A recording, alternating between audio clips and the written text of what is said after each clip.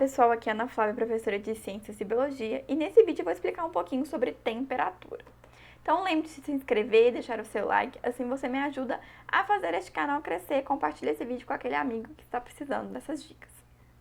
Pessoal, então, vamos falar sobre temperatura. Então a gente pode dizer que a temperatura é uma grandeza física que a gente vai utilizar para medir o grau de agitação ou, que é a mesma coisa, a energia cinética das moléculas. Então, eu vou dar um exemplo aqui para a gente entender melhor o que eu disse, sobre as passagens do estado físico da água. Então, a água a gente observa ela em estado sólido, quando, por exemplo, ela está em forma de gelo, no estado líquido, que é a água que nós bebemos, e no estado gasoso, né, que é a água que evapora aí para a gente fazer um café, ou água que evapora das nossas roupas, quando a gente coloca para secar. Tudo isso são estados físicos diferentes que a molécula, né, as moléculas de água, elas podem ter. Então, vamos lá. Então, pessoal, no estado sólido, não existe esse grau de agitação, porque a gente está com uma temperatura baixíssima e as moléculas, elas não estão agitadas, né? Elas estão unidas entre si. E aí, formando o que a gente chama de estado sólido. Agora, de falar sobre o estado líquido.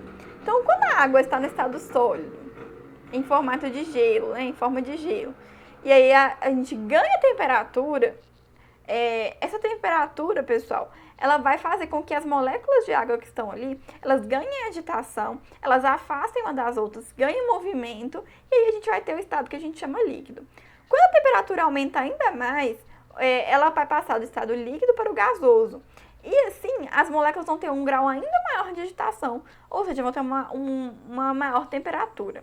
Então, esse tópico, é isso mesmo. Agora eu vou falar sobre sensação térmica. Então a gente pode entender que sensação térmica é a percepção da temperatura por nós, pelos indivíduos, pelos seres humanos, pelos outros seres vivos, sendo influenciada pela temperatura ambiente, a temperatura que estamos, também por outros fatores, como a temperatura do nosso corpo, a umidade do ar, a velocidade dos ventos. Tudo isso a gente pode influenciar na nossa sensação térmica. Então eu vou dar alguns exemplos para vocês entenderem melhor o que eu estou dizendo. A sensação térmica, pessoal, ela vai ter algumas variações. Então, por isso que ela não é 100% confiável, né? Só na nossa sensação do que a gente está sentindo, percebendo do ambiente. Então, vou dar um exemplo. Você está deitado na cama e próximo à sua cama tem um tapete e tem um chão comum. Esse chão comum é, por exemplo, de cerâmica. Então, quando você vai descer da cama, você coloca um pé no tapete e um pé na cerâmica. Você percebe que a cerâmica ela tá mais fria do que a parte do pé que você colocou no tapete. Então, você tem a sensação térmica que o chão está mais frio do que o tapete que você colocou o pé. Isso mostra o quanto que a nossa sensação térmica pode ser falha. Então, percebam, os dois estão na mesma temperatura, tanto o tapete quanto o chão de cerâmica, né? Tá na mesma temperatura do ambiente. Mas a gente tem essa sensação térmica. Então, é por isso que é importante a gente ter as escalas de temperatura, seja ela de Celsius, Fahrenheit, Kelvin, para a gente conseguir medir, né, a temperatura real dos corpos, dos objetos e outros, né, até mesmo do ambiente. Então, a gente sabe que, atualmente, para medir a temperatura de um objeto, a gente precisa de um termômetro.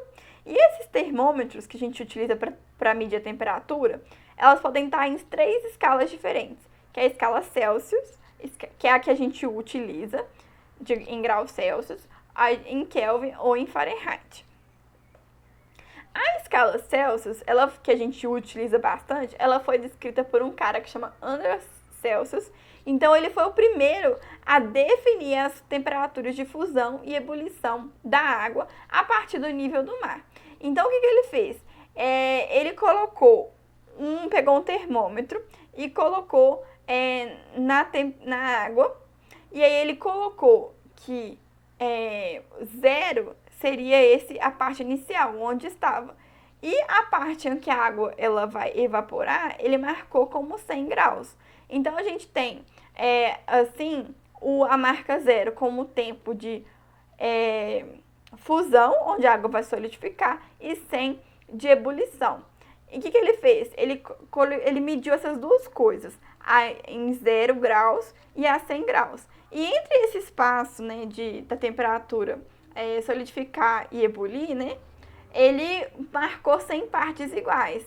E cada uma dessas divisões, né? Cada uma dessas partezinhas desses 100 que ele colocou, a gente vai chamar de 1 grau Celsius.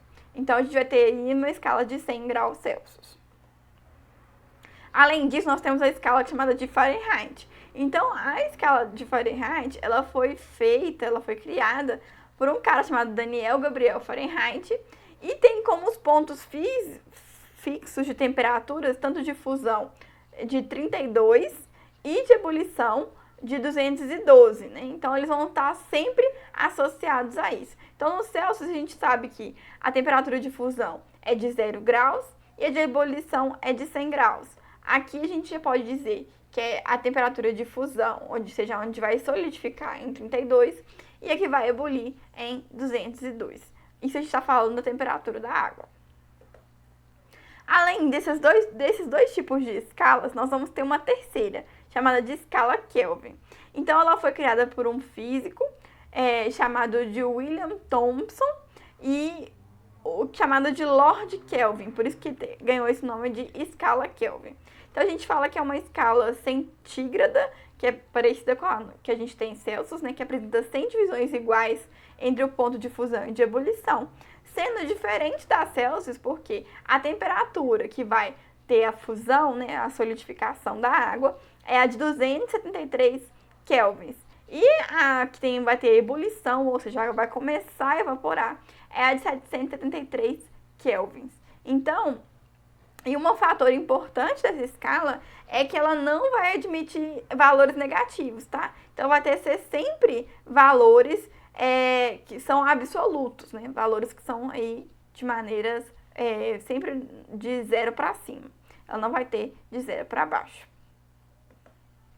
Então, a gente precisa fazer algumas continhas, às vezes, para a gente conseguir transformar as escalas. Então, pra gente transformar de Celsius para Kelvin, a gente vai usar sempre a temperatura Celsius mais 273. E para transformar do inverso, a gente vai fazer a temperatura Kelvin menos 273. Então, é só prestar atenção na ordem aí para a gente conseguir inverter e fazer a conversão correta. E para transformar de Celsius para Fahrenheit ou de Fahrenheit para Celsius, é só fazer essa conta. Temperatura Celsius, que tem esse TC, sobre 5 é igual a temperatura Fahrenheit menos 32 sobre 9. E aqui também é uma outra maneira da gente colocar, nesse caso aqui, né, seria para fusão e no de baixo da ebulição. Aí só fazer temperatura Fahrenheit menos 32 dividido por 9 igual a temperatura Kelvin menos 273 sobre 5.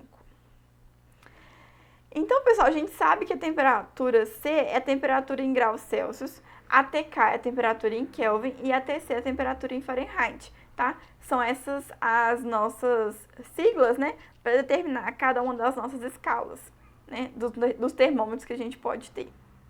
Pessoal, então é isso. Se inscreva, deixa o seu like. Se tiver alguma dúvida, comenta aqui embaixo que eu respondo você. E até semana que vem. Tchau, tchau!